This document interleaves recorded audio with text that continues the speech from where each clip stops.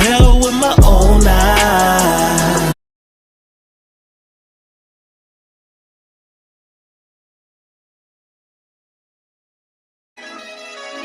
At first light, right before the sunset, beheld with my own eyes. Ah, but what a blessing.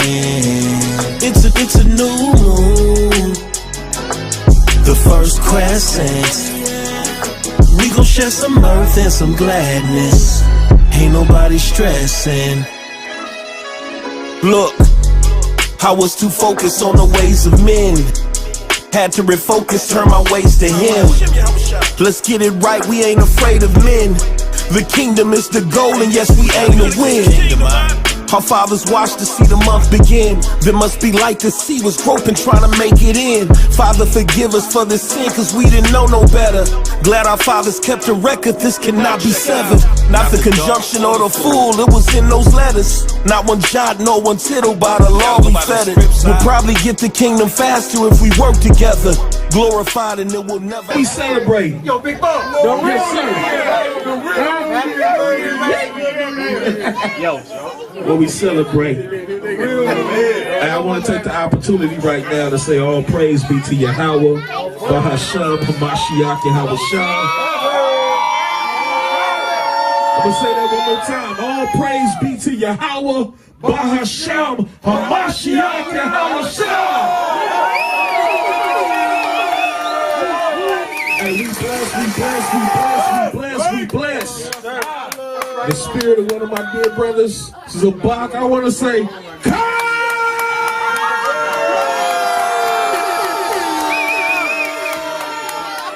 and we gonna do it. Check it out, this is how we gonna do it. On the count of 3, I want y'all to say, Shalam Yasharahla. 1, 2, 3, Shalam Yasharahla! Go ahead and drop it, baby. New moon. It's a new moon. And y'all know what it is. Another Willie Main production.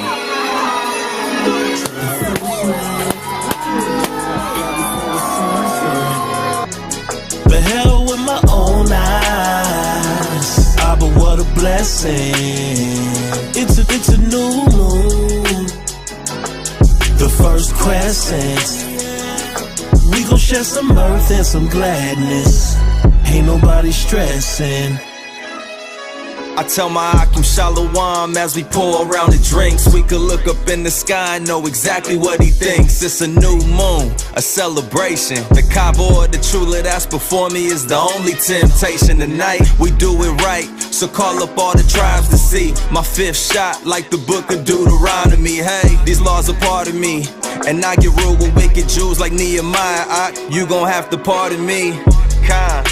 Just look at what we built together. Our haters probably couldn't imagine the better successor. But all praises go to Yah, cause we don't worship men. You know that Jake's always late, let them brothers in. A holy feast, so you know we came dapper down. Menorah chains, yellow diamonds with a golden crown. Yeah, Howard Shah got a hand, he ain't gon' let us drown. We get it cracking once you hear them trumpets sound. At first light, right before the sunset, beheld with my own eyes. Ah, but what a blessing.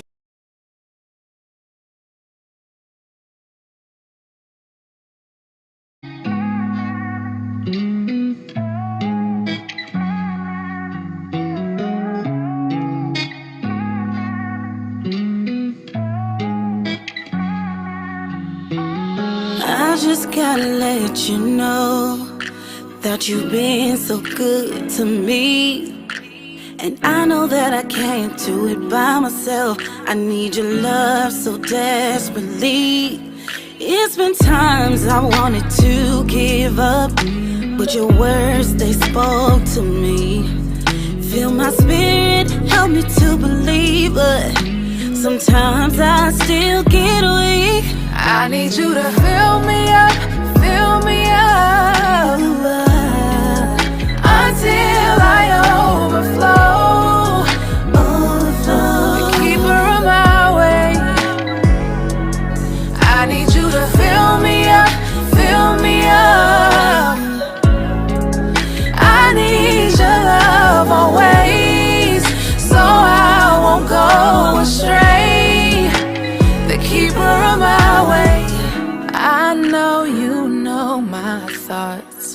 I know you know my flaws. Your love fills up every empty part of me that was hiding for so long. The love of my life, now I've evolved. I wanna be what you want, and by your strength I'll break down every wall. I need you to fill me up, fill me up, until I overflow. The keeper of my way, the keeper of my way. I need you to fill me up, fill me up. I need you, I need your love always, so I won't go astray. The keeper of my way. Can I get a witness? If you hear me say, if you feel me say, if you feel me say, yeah, yeah, yeah, yeah, yeah, yeah. Let me hear you say, yeah, yeah, yeah, yeah, yeah, yeah. I need you to fill me up, fill me up, fill me up, until I overflow. The keeper of my way, keeper of my way. I need you to fill me up, fill me up. Lord, I need you. I need your love always, so I won't go astray. The keeper of my way.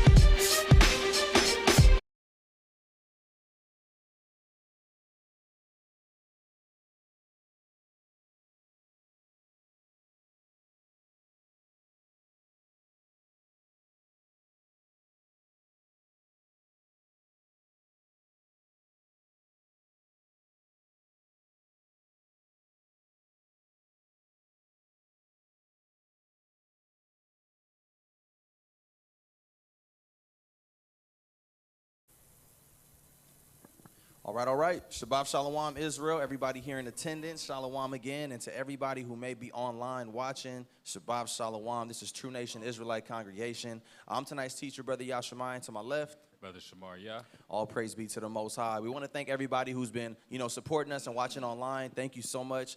Please continue to like, share, subscribe on Facebook and YouTube. We're found at True Nation Israelite Congregation. We're going to go ahead and jump right on into this lesson. The title is, If We Build It, They Will Come. So I got a question for y'all. Is the Most High a liar? Has the Most High ever said anything, and did the Most High say, I'm going to do this, and then end up not doing that thing that he said he would do? No, right? So when we're doing the work of the Most High, and he says there's going to be a specific or a certain outcome if we do our part, who are we to say that the Most High is lying, right? Or who are we to distrust or disbelieve the Most High? And that's what this lesson is going into, because on this walk, we go through so much and we get influenced by so many different things. I feel like a lot of times we truly lose focus on what it is we're meant to do and what it is we're called, right? Because we got responsibilities. So I want to go to 1 Corinthians chapter 15 and verse 50, just to start off. That's to set the tone, because I don't want us to forget why we're doing this, all right? So go ahead. 1 Corinthians chapter 15 and verse 50.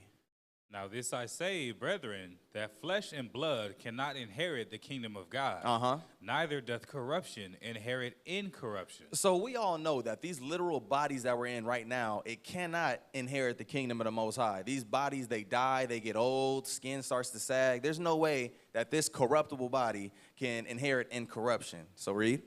Behold, I show you a mystery.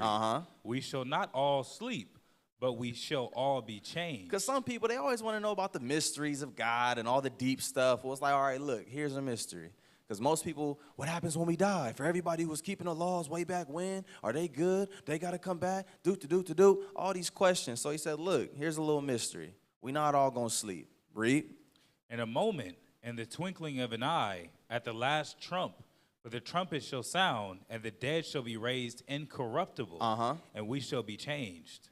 For this corruptible must put on incorruption, and this mortal must put on immortality. So this lets you know the mind state that we as Israelites should be having. We should be focusing on making sure that this corruptible body can one day inherit an incorruptible body. Read. So when this corruptible shall have put on incorruption, and this mortal shall have put on immortality, then shall be brought to pass the saying that is written, death is swallowed up in victory. Go ahead. O death, where is thy sting? O grave, where is thy victory? Because we know that they're not going to have any victory over us if we actually keep the commandments and do the things that the Most High commanded us to do, because there's promises and things already laid out through the covenants that our forefathers made with God. So go ahead. The sting of death is sin, and the strength of sin is the law. So for everybody who is so caught up in their sin and never find a way to overcome, you got to take a sharper look at the law and start applying that to your life. That's how you will overcome sin. Read on. But thanks be to God, which giveth us the victory through our Lord Jesus Christ. So they say knowing is half the battle. We all know that through the blood of Yahushua, we have victory if we do our part. Go ahead. Therefore, my beloved brethren, be ye steadfast. So my brothers and my sisters alike, let's be steadfast. Meaning we can't be moved or taken off our square concerning what it is we believe and what it is we set out to do. Go ahead. Unmovable. Always abounding in the work of the Lord. Always abounding in the work of the Lord. We should every single year be looking back at how far we've come and in the advancements that we've made. You know what? Last year we had 50 people show up to this event. Next year we're trying to have 150, right? And those numbers keep going up and up and up with those who want to keep the law and those who truly want to serve, right, our God. But read on. For as much as ye know. So this is something we have to know, brothers and sisters, because we all have work to do in this walk. You have to know this. Read. For as much as ye know that your labor is not in vain in the Lord. Our labor is not in vain. I know sometimes, right, we're doing this work and we like, man, how come we can't have all these seats filled up tonight? And man, just know this work is not in vain. For those who's truly doing this with a sincere heart, the Most High said, you will see the fruit of your reward. But you got to stay the course. We can't get caught up with this generation and how this generation moves. It's real fast, the microwave generation. You could damn near have anything you want in 3 minutes, right? Uber Eats, you hungry right now, they bring it to you in 15 minutes. You don't want to have to spend 3 hours preparing a meal when you got microwavable meals. You good. But this truth don't work like that. It's old school. It's that slow road, that slow and steady. So keep doing these works, and we're going to look up and be like, whoa, when did that happen? But we got to trust and know that our work is not in vain, all right? So let's go to the book of John, chapter 21, because really what this is going into is the mission that Christ set out for us. A lot of people forget that Christ left us with commandments and left us with duties. When he appeared and did all that he did, he didn't just die and be like, all right, when I'm done, y'all could just relax. That's not the mission, right? So let's get the book of John, chapter 21.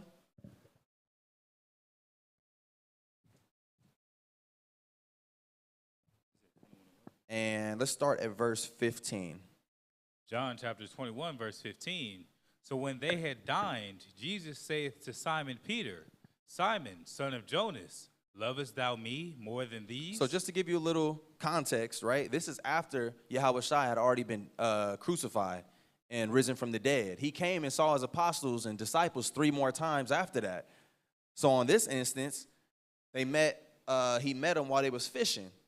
So they brought in all this fish, and it says, and they had dined. Yahushua asked Simon Peter, Simon, son of Jonas, lovest thou me more than these? Go ahead. He saith unto him, Yea, Lord, thou knowest that I love thee. This is Peter. And he was willing to cut off one of the priest's ear and the officer's ear for Yahushua. He like, you know I love you. Go ahead. He saith unto him, Feed my lambs. He said, feed my lambs. Now, what's the significance of that? What is a lamb? It's a young sheep. How many times are we overlooking the kids, right? Because we just came back from Tila summer camp, and I was blown away just listening to the kids speak on certain topics that we was talking about and how their minds work at such a young age, and to see how devoted they are to the cause, to this truth. A lot of times our little ones are so overlooked, but Christ told Peter, look, feed my lambs, feed the young ones. Go ahead. He saith to him again the second time, Simon, son of Jonas, lovest thou me? He saith unto him, Yea, Lord, thou knowest that I love thee. He saith unto him, Feed my sheep. Feed my sheep. Now go ahead and make sure that you get into those who are of age and can understand a little bit more. Go ahead.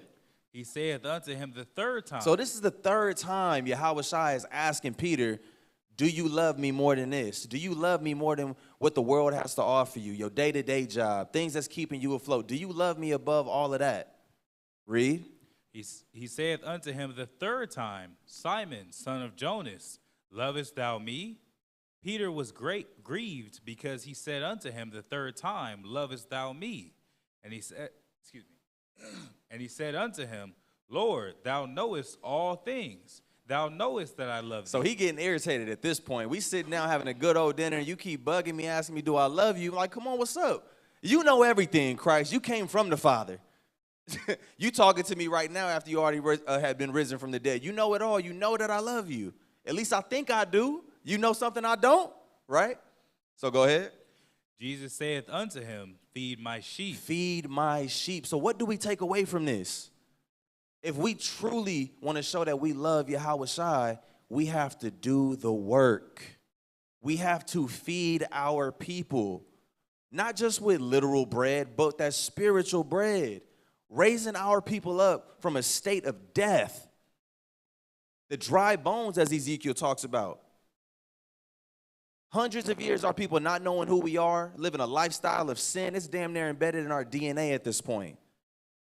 Feed our people. That's how we show that we love Christ, and that lets you know what Christ is looking for in those that he loves. Christ loves those that love him. But everybody that loves Christ is doing exactly, is that the door or the mic? Mic check, 1 2 1 2. But let's read on. Verse 18, Verily, verily, I say unto thee, when thou wast young, thou girdest thyself, and walkest whither thou wouldest. But when thou shalt be old, thou shalt stretch forth thy hands, and another shall gird thee and carry thee whither thou wouldest not. So he was trying to level with Peter. He said, look, because I died and you guys had a chance to see what it was like without the captain. You guys is out here fishing and all of that, and that's cool. You still got to sustain yourself. But what happened to that fervent zeal that you had when I was here? We was out here doing the works every single day. Now you're taking a little bit more off days than usual just because I'm gone. He says, so look, don't forget, you're going to die one day. The space that you in right now, able to fish and do that all that you can, one day that's going to change. You're going to get old, and someone's going to take care of you. So do this work while you're able-bodied. Read. This spake he, signifying by what death he should glorify God. And when he had spoken this, he saith unto him, follow me. He said, follow me. Go ahead. Then Peter, turning about, seeth the disciple whom Jesus loved following, which also leaned on his breast at supper, and said, Lord, which is he that betrayeth thee? Peter, seeing him, saith to Jesus, Lord, and what shall this man do? So look, we got a scenario where Peter, he's chilling with Christ, Shalom, and they seeing another apostle. He said, look, I see you getting on my head. You getting on my head heavy. What about that man? What about him? What you want him to do? And what did Christ say? Jesus saith unto him, if I will that he tarry till I come, what is that to thee? He said, why are you sitting here worried about another man when you got work to do? He said, if I tell this man to sit still, to sit on his hands until I come back, what that got to do with you and what I'm telling you to do? Because far too many times as Israelites, we be pointing the finger and looking at another direction, trying to justify the things we want to do based upon what somebody else is doing, as if they don't have to answer for their works. It seems like people is getting off and they slacking, and it's like, man, well, I would like to do that too. They don't have to work as hard. I want to sit back and relax a little bit more, but that has nothing to do with us. Remember, we're going to be judged for all that we did in this earth. God is giving us an opportunity right now to fill up our resume with works. Because when it's time for that kingdom to be at hand, and them books of life is open and the other books, those who's not doing no work, you're not going to be found in that book of life because you're not being obedient. But read on. Verse 23, then went this saying, that last part, follow thou me. So he said, follow thou me. Don't worry about what the next person is doing, because the harder we go to build up our people, build up our organization, the people will come. It's a fact. We already know the Most High is not a liar. We've seen the Most High be with us and giving us increases as we do, as we're commanded, right? So he said, follow thou me. Let's go over to 1 Corinthians chapter 10. Because doing this work is stressful, quite frankly, right? I'm pretty sure if it was up to us, we would all be chilling at home, spending a lot more time with our families, on vacations. But no, we got to sacrifice a lot of that time so that we can be and build with our people. But that's a sacrifice that Christ and the Most High is very pleased with. We can't forget that. So let's get 1 Corinthians chapter 10. 1 Corinthians chapter 10 and verse 9. Neither let us tempt Christ. So let's not tempt Christ. Sometimes in our words and our actions, we tempt Christ, and we forgot that he literally had to die so that we can have an opportunity at life. There's so many times we're so disrespectful towards Christ, to the point where I've heard some people say, I don't even wish I was here, right? How are you contemplating suicide and the truth when a man gave his life so that you could live? That is so disrespectful. That is very disrespectful. Sometimes I wish Christ never even died for us. Like, are you serious? Let's not tempt Christ. And that's why it's important that we read the history, because what's being referenced right now is the wilderness. Y'all know that Christ was the one putting all those people to death in the wilderness. The Most High said, look, this is my angel. I'm well pleased with you. You better listen to him. So when Moses was getting the decree to put people to death and certain things was going on in the camp, angels was going out destroying all those Israelites, that was Christ. So let's not tempt Christ. Go ahead. Neither let us tempt Christ, as some of them also tempted and were destroyed of serpents. Neither murmur ye. And let's not murmur, right? Murmur is all the talking ish. Because you got a lot of people who don't want to put their hands towards the plow, but have everything to say about those who are working. Don't be like that. The Most High hates that, and that's why a lot of our people died in the wilderness. 2022, here we are. We in the wilderness again. We in the wilderness of the people. Let's not murmur. If you're unpleased with something that's going on in your organization or things you would like to see change and you want to implement, speak up and put your hand to the plow. Don't be the person that doesn't do anything but has everything to say. That's not being brotherly, and that's going against what Bishop Izar was talking about last night on why we need each other. Because the Most High told us that this isn't an easy job, but it's well worth it. So he said, I called you to peace. Find those who are like-minded, those who want to bear the burden with you, right? It's like for everybody who played sports. Each sport generally has some type of hell week. If you had to do hell week by yourself, all that extra strength training and conditioning, more than likely you wouldn't do it. But because you're doing it as a group effort, you got teammates that you can lean on if you get extra tired, people that's there to support you and give you uplifting words, you're willing to go through it. We got to do the same thing with the truth. You're going to burn yourself out trying to do it by yourself. That's what Moses' father-in-law had told him.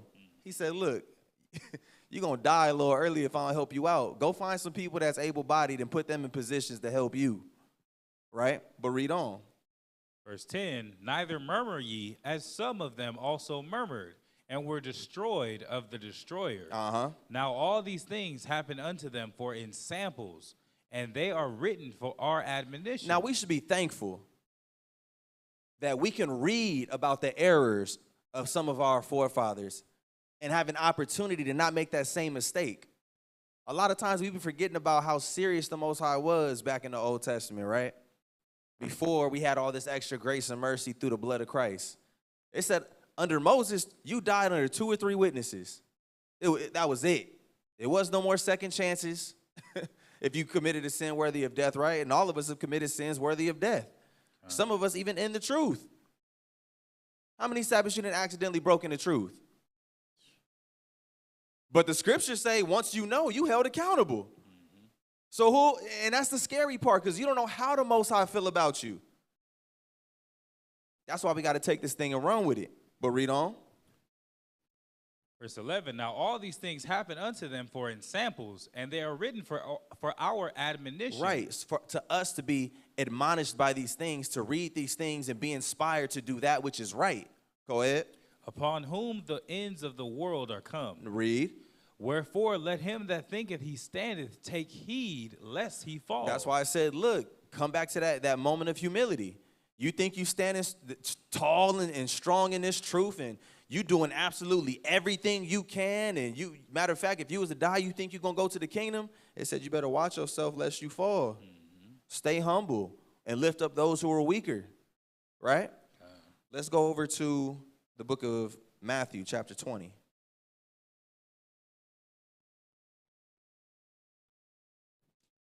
I'm on Matthew chapter 20 and verse 1. Matthew chapter 20 and verse 1. For the kingdom of heaven is like unto a man that is an householder, which went out early in the morning to hire laborers into his vineyard. And when he had agreed with the laborers for a penny a day, he sent them into his vineyard. So this man, right, he's in the business of developing homes, renting homes out, whatever. He said, look, he went out and found some people that were willing to labor in his vineyard, and they all agreed on the same price, a penny a day. For all your work, I'm going to pay you a penny a day. They was cool with it. And he brought him into the vineyard to do the work. Go ahead. And he went out about the 3rd hour and saw others standing idle in the marketplace. So he went out again later on in the day and found more people. Go ahead. And said unto them, go ye also into the vineyard, and whatsoever is right I will give you. And they went their way. Again he went out about the 6th and 9th hour and did likewise. And about the 11th hour he went out and found others standing idle, and saith unto them, why stand ye here all the day idle? Now this is something that the Most High is asking us, because this is what the kingdom is likened unto.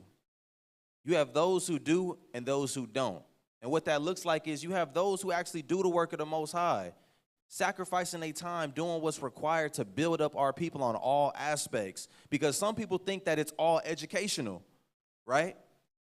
Some people think that in this truth, the only thing you need to survive is knowledge, right? Knowing about all these different scholarly things and whoop-de-whoop-whoop. Some people think that's all this is, but that's not true. A lot more of our people need to be built up mentally, emotionally, spiritually. Those are also works of the Most High that a lot of people like to overlook. So for those who are idle, you don't find yourself doing anything to help your people, the Most High is asking you a question. Why are you sitting there standing idle all day? As if we don't have strict commandment to work. Hold that. Let's get Sirach chapter 17 and verse 5. And that's why I brought out the scripture that said, let's not murmur, because that's what was going on in the wilderness. It was a lot going on, a lot of work that was being done trying to rehabilitate our people, relocate us to our land. I can only imagine what that looked like. We went on a small summer camp, right, trip this last week. We was probably barely 50 deep and trying to organize and get all the kids ready in one spot. It was a lot to deal with. I can only imagine hundreds of thousands of Israelites. So Moses had all this work on his hands and on his shoulders, all this pressure, and nobody was willing to help him but wanted to sit there and just talk mess. That's why the Most High was furious. Like, how dare you? Right? So let's read that. Sirach chapter 17, verse 5. They received the use of the 5 operations of the Lord. That's Sirach 17 and 5? Maybe it's 18. Let me see.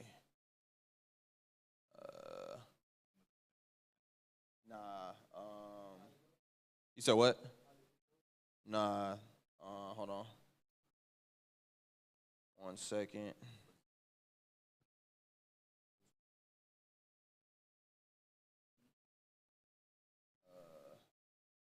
One second, y'all. Sirach.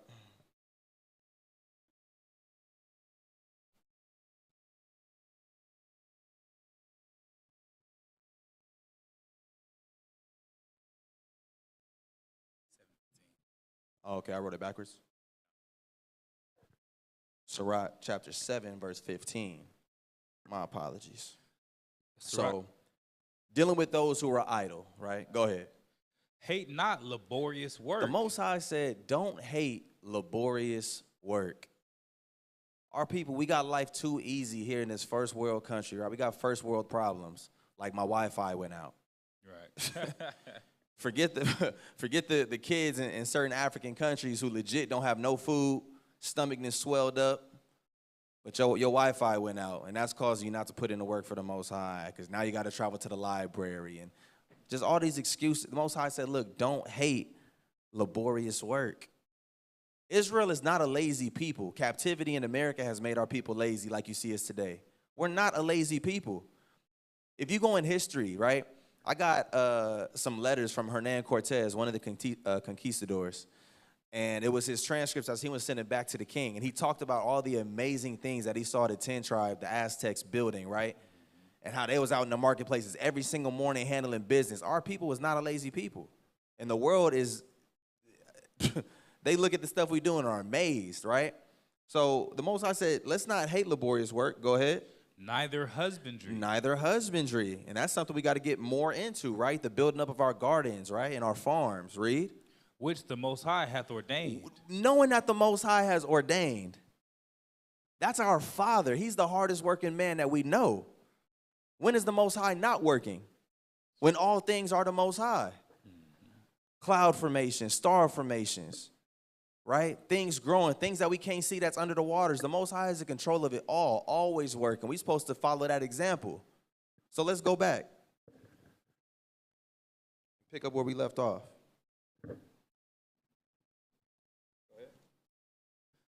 Matthew chapter 20 and verse 7. Uh-huh. They say unto him, because no man hath hired us. And that's a situation that a lot of our people find themselves in as well.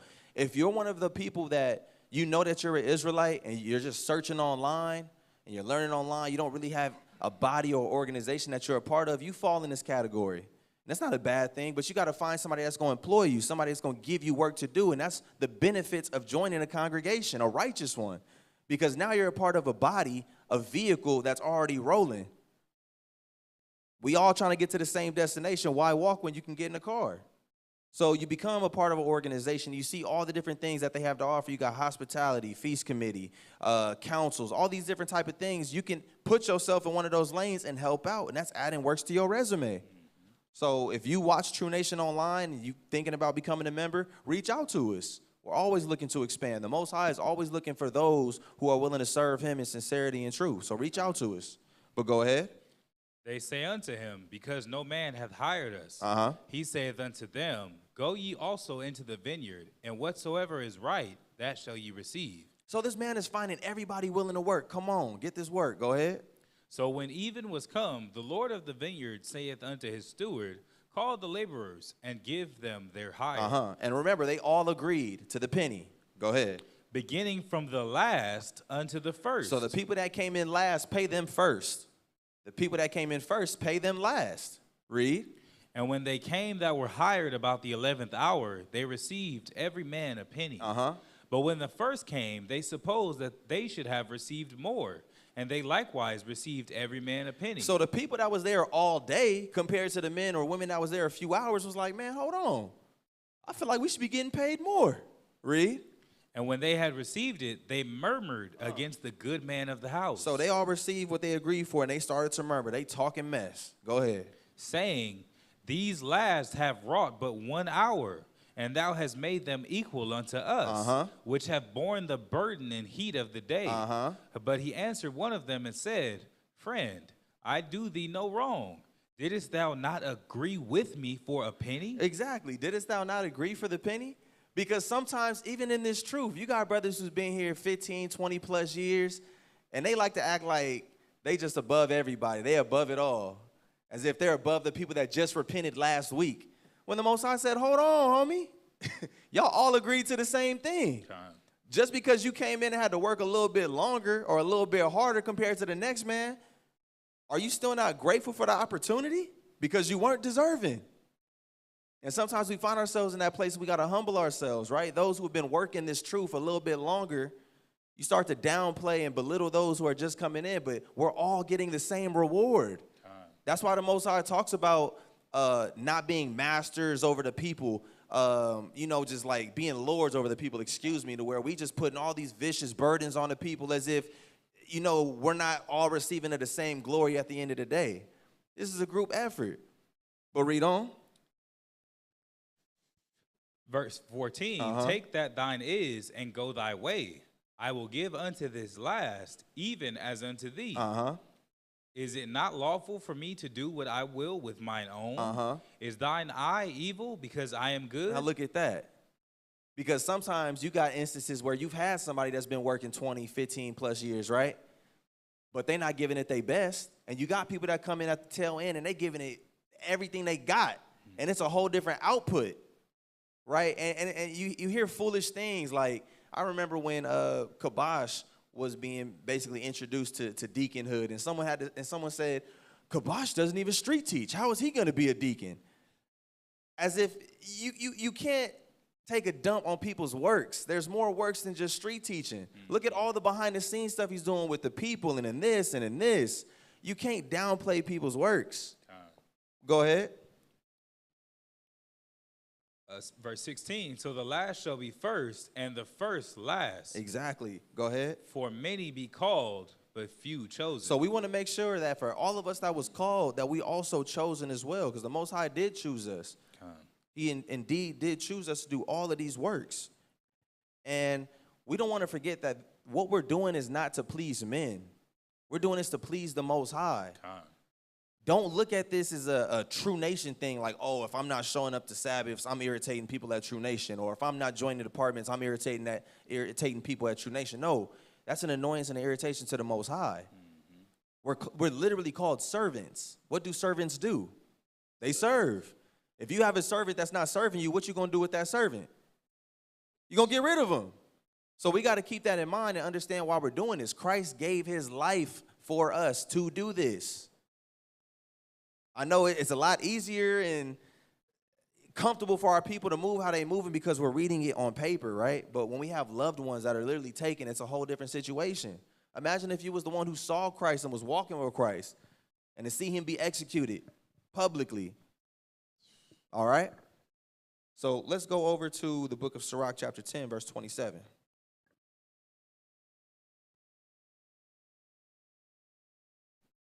Sirach chapter 10 and verse 27. Better is he that laboreth and aboundeth in all things than he that boasteth himself and wanteth bread. Because when you labor for the Most High blesses you. Which one of our forefathers did accordingly and was not blessed by the Most High? You can't name one. Because the Most High is faithful. It says, better is he that laboreth and aboundeth in all things. It's funny because you have people that will try to shame us for doing what it is we're doing, which is being a part of an organization, teaching repentance, right? Keeping the feast days. You'll have people that will try to shame you for doing this, but they themselves lacking and wanting bread because they don't have the things necessary to feed their own spirit. They sitting here boasting online about all that they can do and all that, but they have nothing to really show for it. When we do this labor and abound, we can see the results because seats is filled, feast days is off the chain, right? Brotherhood and sisterhood is on point. It's a loving feeling.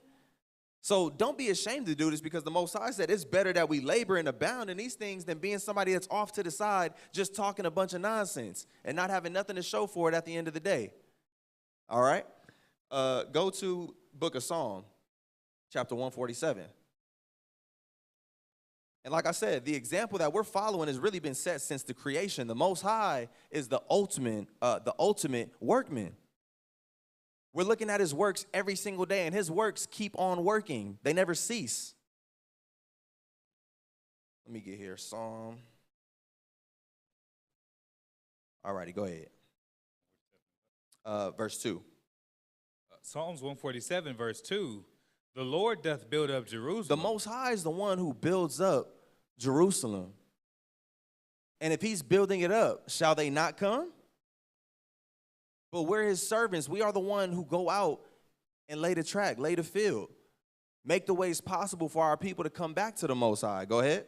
He gathereth together the outcasts of Israel. And we're literally seeing it play out in our face. I've been talking with brothers all week about how we downplay the power of the Most High, right? We was talking about how when Moses split the Red Sea, we just talk about it. Like, oh, yeah, you know, Moses split the Red Sea and we escaped Egypt. Do y'all know that the Red Sea on an average is at least 5,000 meters deep? We acting like it was a puddle that he split. If you look up pictures of the Red Sea from the shore, it's just water. And Moses split that so our people could get away safely. We downplay that a lot of times. We downplay when we see chariots in the sky. We downplay when we read about some of the miracles that the Most High did for our people. A whole lot of times. So when we're seeing, read that again, that last part. He gathereth together the outcasts of Israel. So when we're seeing True Nation open up congregations in Haiti, in Kenya, in Ghana, in the Philippines, we can't downplay that. We're watching prophecy unfold in front of our face. And we're the ones making it come to pass. It's not even like we watching it on TV like, damn, that's so cool. We're the ones doing that. All praise be to the Most High. For real, for real. So we shouldn't be ashamed to do these things. Read it from the top. Psalm 147 and verse 2. The Lord doth build up Jerusalem. So the Most High builds up Jerusalem. Why shouldn't we? Go ahead. He gathereth together the outcasts of Israel. And our people are coming together under the laws, statutes, and commandments of the Most High. That's how we truly unite. There's so much, and there's a huge push for unity within Israel, but it's on a surface level. Brothers just want to be able to get together and take pictures and eat hot links together. That's not the type of unity Christ is calling for. He's looking for the assembly and the uniting of the righteous men and women of Israel. And we're an active part of making that happen. So y'all give yourselves a pat on the back for the work that y'all do. Let's go to the book of Wisdom of Solomon. Actually, first I want Sirach, chapter 24. Because when you're doing this thing with a sincere heart, you're not being stingy, you're not being selfish about it. Because a lot of times within Israel, you get people that get on with certain things, and they like to keep it to themselves and not let others eat. But that's not why we do this. We do this so that those who come after us can eat and eat and eat and be good forever. It's not a selfish thing, right? I'm I want 24 and 34. Sirach chapter 24, verse 34. Behold, that I have not labored for myself only. So you got to take into account, we're not doing this for ourselves only. There is a part where it's for ourselves because these is our works. We get salvation through this. But it's not only, right, for that. Because I want to see all of y'all in the kingdom as well. So I'm not laboring for myself only, but go ahead. But for all them that seek wisdom. For everybody that's seeking wisdom and how to truly serve the Most High and serve our people, that's why we record these lessons. That's why brothers study, right? And that's why we try to be examples to the people so that this is something that can go on forever. And it's going to follow us into the kingdom, and then we'll truly be perfect. That's what I'm waiting on. Let's go to the book of Wisdom of Solomon now, chapter 13, verse 1.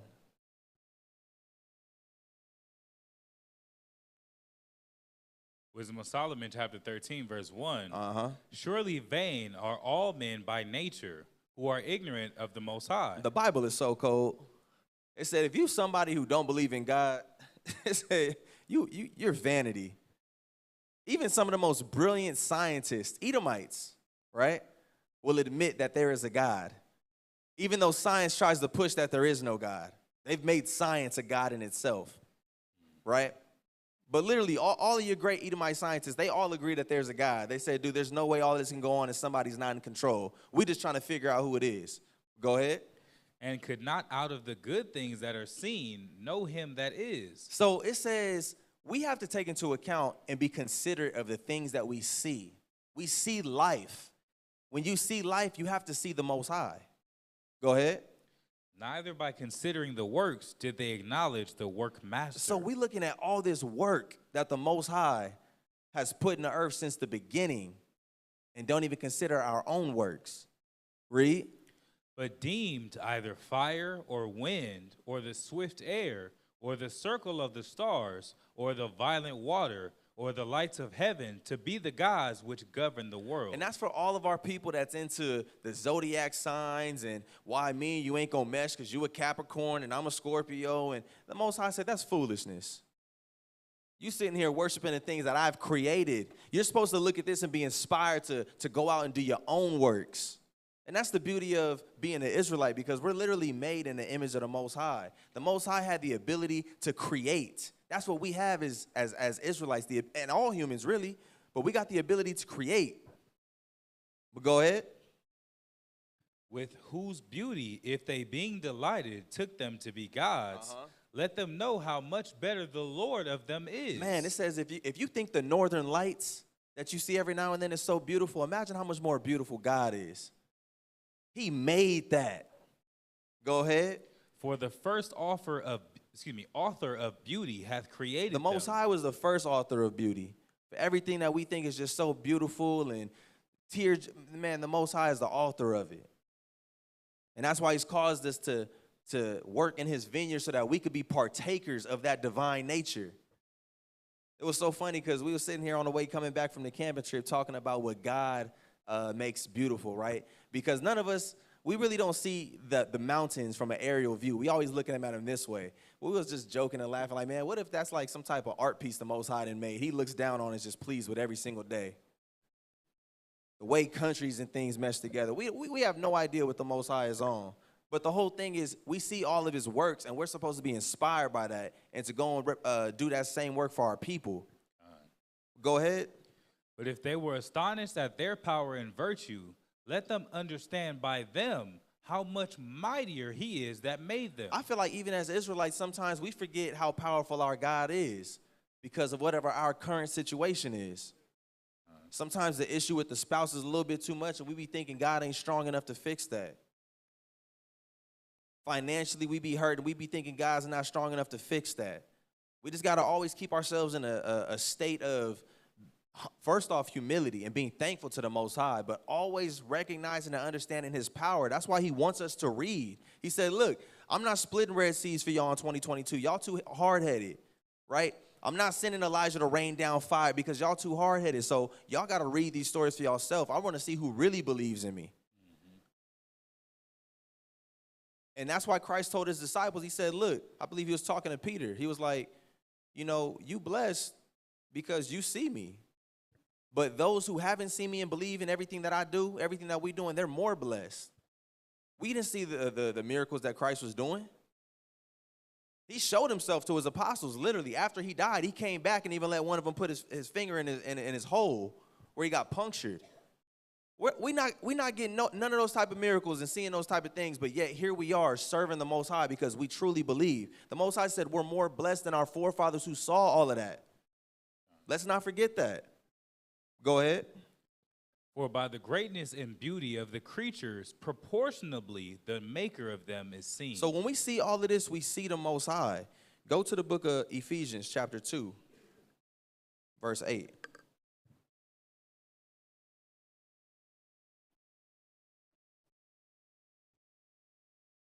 Ephesians chapter 2, verse 8.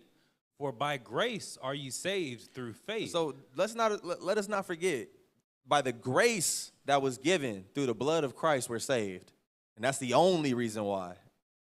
Through faith, through the works that we do. Go ahead. And that not of yourselves, it is the gift of Yahweh. Read.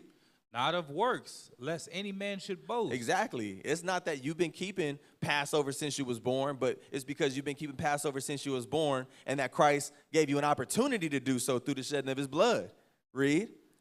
For we are his workmanship. We are the workmanship of the ultimate workman. So when we build this up, our people will come. Y'all know this is the only movement Esau is not capable of stopping. What happened to the Black Panthers? Got dismantled from the inside. What happened to the Civil Rights Movement and everybody that was following Dr. King? Got derailed and destroyed. What happened to Malcolm X and all his followers? He was assassinated. They scattered. What happened to the Brown Berets? Dismantled. This is the only movement that is not going to be taken down or torn apart. And it's so funny. I hear people talk about, oh, agents. The more I think about it, Esau don't need to infiltrate any type of Hebrew Israelite movement because the only thing that's going to mess us up is sin. You got Jakes that ain't got Esau nowhere in their congregation, but you still cool and allowing fornication to go on in your church and people smoking weed and prostitution. We don't need no FBI agents to come undercover and start growing their beard to take apart any movement because when we sin, the Most High takes his power away from us. So we don't need no help with Esau with that. We do bad all by ourselves. But this is the only movement that nobody's capable of stopping because the Most High ordained it. And again, the Most High is not a liar.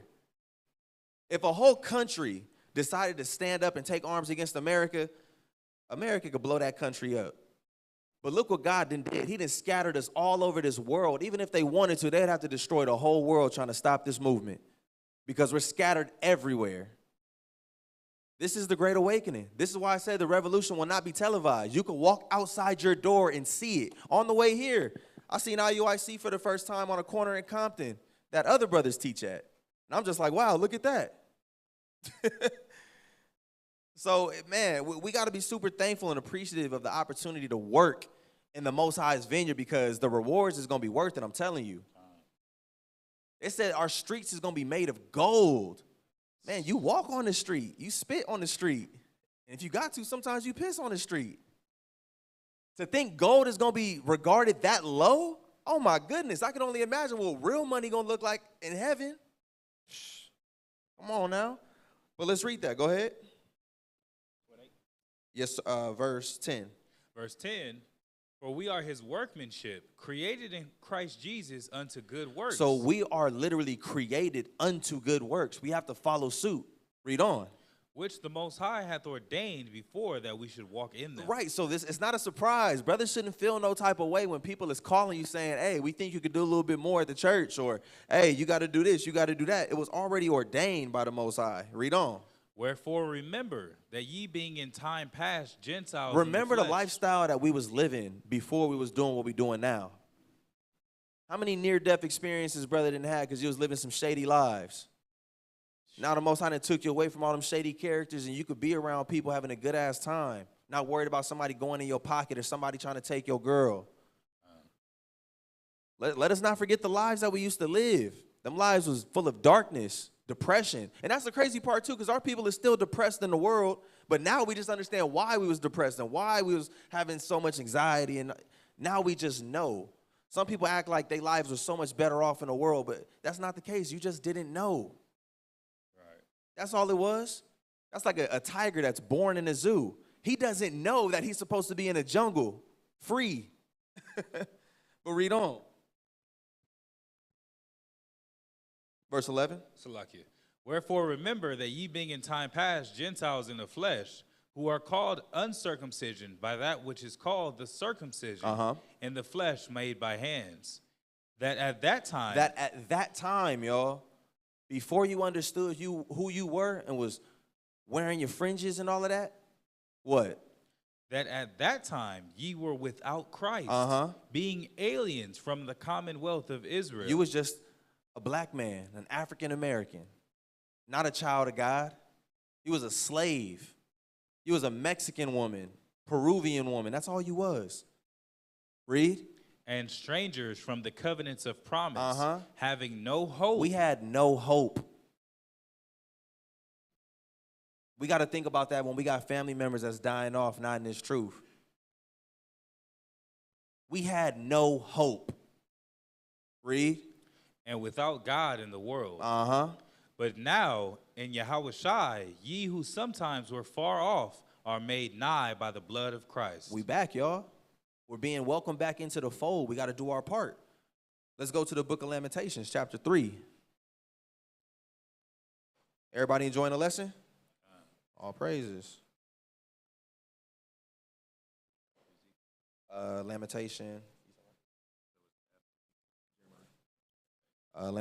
chapter 3. And let's start at verse 22. Lamentations chapter 3, verse 22. It is of the Lord's mercies that we are not consumed. The fact that we can make it in and out of these doors on a week-by-week basis is by the grace and mercy of the Most High. People is out here literally getting gunned down across the street, down the street, behind the street. Next door. We living in L.A. This is the belly of the beast. It's by the Most High's mercy that we able to see each other and smile and laugh every single time that we do. Read. It is of the Lord's mercies that we are not consumed, because his compassions fail not. Read. They are new every morning. Every single morning, the Most High got new compassion for us. You could have been on some BS all last week. The Most High said, I woke you up again. I got compassion for you. Now what you going to do with it? Go ahead. Great is thy faithfulness. The Lord is my portion, saith my soul. Therefore will I hope in him. When we get to the point as a congregation, as family, for real, to where our soul truly depends upon the Most High, we're going to be moving on a whole different level. We believe, but sometimes we don't believe enough. We got like that faith that Lot's wife had. She had enough faith to leave the city with the angels, but when leaving that city, he said, look, just don't look back. She believed, but she didn't believe enough because she still ended up looking back. We don't want to be like that. We got to fully put our trust and hope in the Most High. Go ahead. The Lord is good unto them that wait for him. And what does waiting for the Most High look like, y'all? What does it look like to wait upon the Most High? You want an actual example? I can think of Khan. Not to cut you off, yeah. Brother said endure. Endure what? Hardship. Like a good soldier. Yeah. Like Abigail did. Temptations. Like Abigail, all the stuff that she was going through, and it was a lot of righteous men and women that always had troubles and tribulations. I think it was Ezekiel. He thought he was the only one left. He was like, look, man, I got 7,000 others. But think about the stress that he must have been under to feel alone, to be all by himself, to not be able to see other followers, other believers everywhere he go. He can speak about the Most High, but people are going to be confused, look at him, like he's crazy, or even potentially even condemn him. Right. Oh, you the one that's not bowing. Right. Oh, that we know where he is now. But you got to endure. You got to keep the faith and keep moving and keep staying strong. Waiting upon the Most High, we're waiting for his mercies. We're waiting for salvation. We're waiting for the promises to be fulfilled. And with that waiting, we're actually working. We're working to build this thing up so that our people could all be a part of this when it's all said and done. We're performing the law. We're keeping the commandments. That's what it looks like to wait for the Most High. Because the Christians, they say they waiting on God. I am waiting, God. Well, they got a pork chop in their mouth and got plans to go to the strip club later on that evening. That's not waiting on God. But when we wait on God, we got our hope in him, so we do as we're commanded and we obey. But read on. The Lord is my portion, saith my soul. Therefore will I hope in him. The Lord is good unto them unto them that wait for him. To the soul that seeketh him. Exactly, because when you wait for the Most High, you seek him out. We looking to see when you coming back. And we know he's coming closer and closer to coming back by the more that we build this up and the more that they come in. Read. It is good that a man should both hope and quietly wait for the salvation of the Lord. Read. It is good for a man. Now this is the part, y'all. It is good for a man or a woman to what? That he bear the yoke in his youth. It's a yoke. It's a task, a heavy burden, a good burden. Doing this work that we're called to do, but it's better that we do it while we're young. We had to tell the elder Shazak yesterday because he was saying he wanted to come help the sister move, and we trying to move appliances and heavy furniture. You an elder. Relax. You didn't move probably 50, 11 refrigerators in your lifetime. You got it, You relax. So we're young. This is what we called to do. When you get to that age and you older, you got other works that you involved in, right? But not as heavy, not as burdensome. It's for us while we're able-bodied, while we have influence, right? That's all of that. Let's go over to the book of Hebrews, chapter 4. So, it's understandable that, our people want to relax. We got that God complex in us to where we still want to enjoy the better things of life. And the Most High is so gracious, he allows us to, even in captivity. Right, I was having a conversation with Bosh about that one day. I was like, if you could move anywhere, would you want to, blah, blah. And I was just like, bro, the fact that we have that type of thought that we can do so as a slave in captivity is just funny. But that's that God complex. Naturally, we want to partake of the better things of life. That's what the Most High called us for. Right? So he allows us to have a whole lot of fun. And that's the whole point. When you start to align your will with the will of the Most High, you'll find ways to labor for the Most High, and you have fun doing it. Right? We just had Tila's first annual summer camping trip. That wasn't just to get away. It's to build these kids up into stronger Israelites. But we had a hell of a time doing it. Right? Trying to make sure they got these long-lasting memories and bonds with their fellow neighbor so that when times get tough, they can lean upon one another and be like, you know what? I know you. I spend time with you. I know you keeping the law. When it comes time for us to fight, I think the Most High going to be with us because I feel like we righteous enough. And they'll have that strength and that courage to go out and do that. Right? So let's get that. Hebrews chapter 4.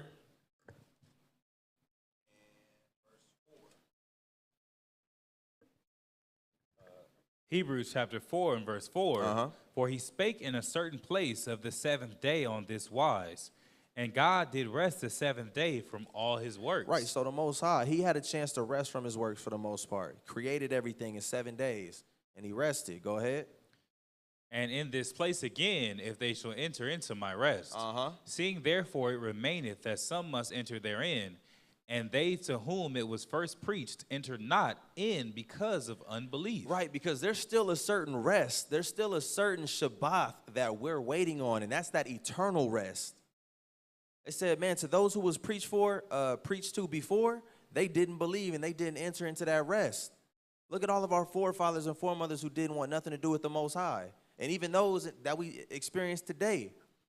In the truth this month, and then after that, they back in the club, back smoking, back doing this. They didn't believe, and they're not going to enter into that rest. But go ahead. Again, he limiteth a certain day, saying in David, today, after so long a time, as it is said, today, if you will hear his voice, harden not your hearts. Exactly. Don't harden your heart. Don't hear this truth. Don't be that individual that is being hit with complete logic and you want to disagree based upon how you feel. Don't be that person. That's a dangerous mindset. If you're not willing to compromise the way you feel based upon logic and fact, man, that's a dangerous individual. You'll throw it all away over nothing just because you're having a bad day. You can't be like that. If this is making sense to you, your spirit is calling you, you feel like you're an Israelite, you got to come keep these laws. Don't run from it. Read on.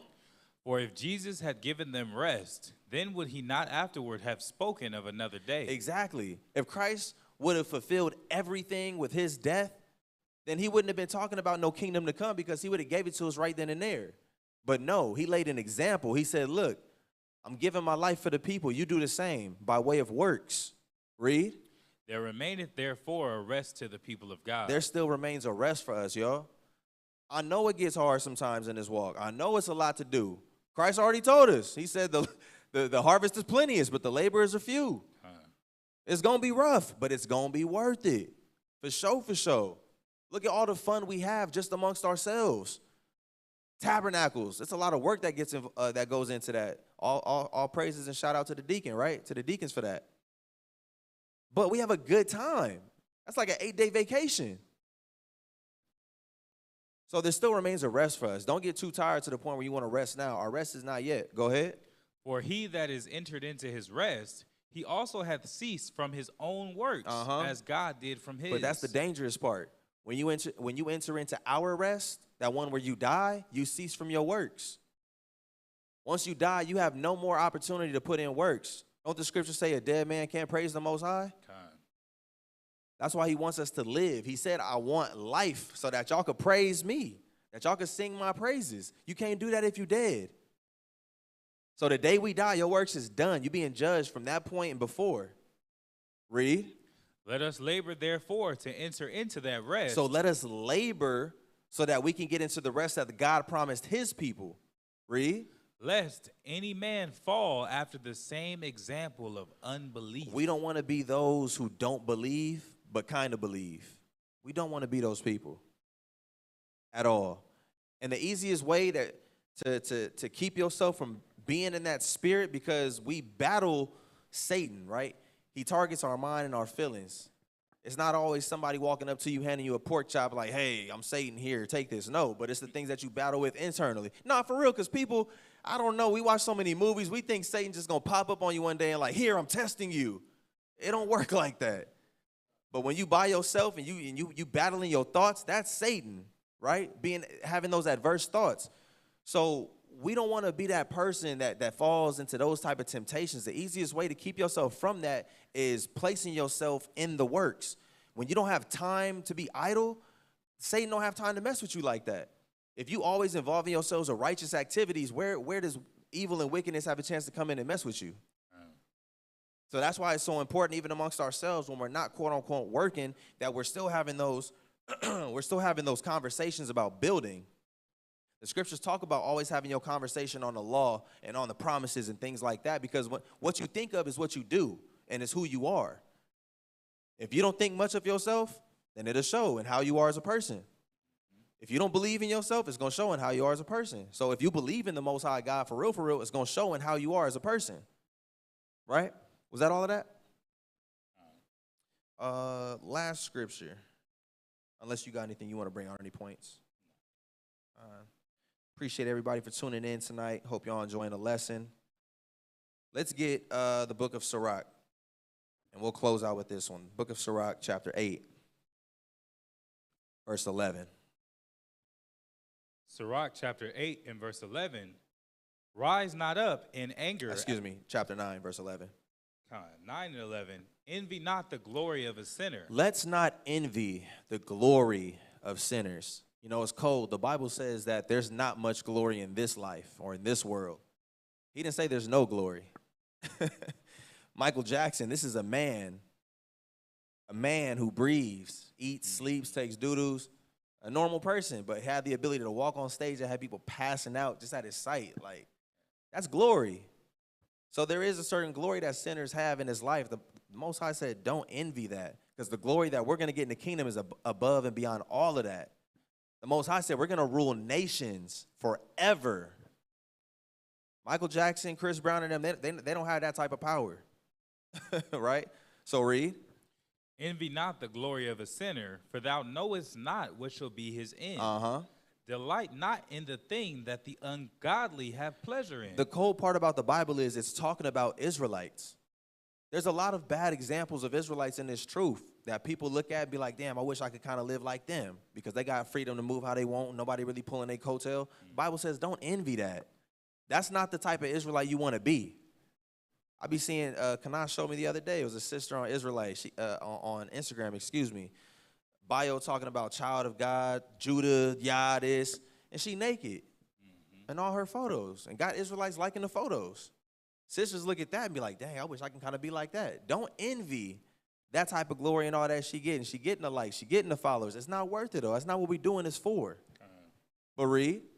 But remember, they shall not go unpunished unto their grave. Exactly. Drop down and read verse 15. Verse 15, let thy talk be with the wise. So when you talking, make sure it's with some wisdom.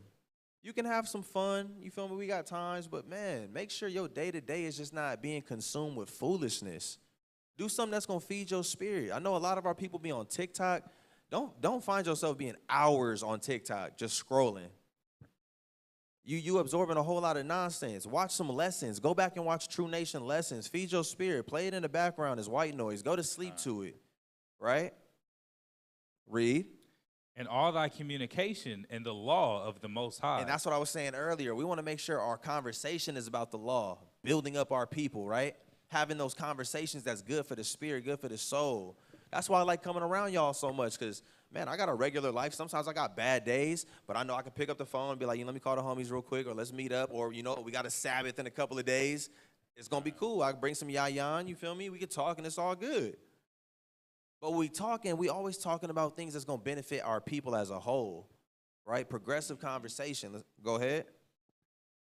And let just men eat and drink with thee. Exactly. Let just men eat and drink with thee. I see so many of our people, riding the coattails and trying to be buddy-buddy with certain people in the Israelite community because they got followers and they got, fame and people revere them. But they're not just men.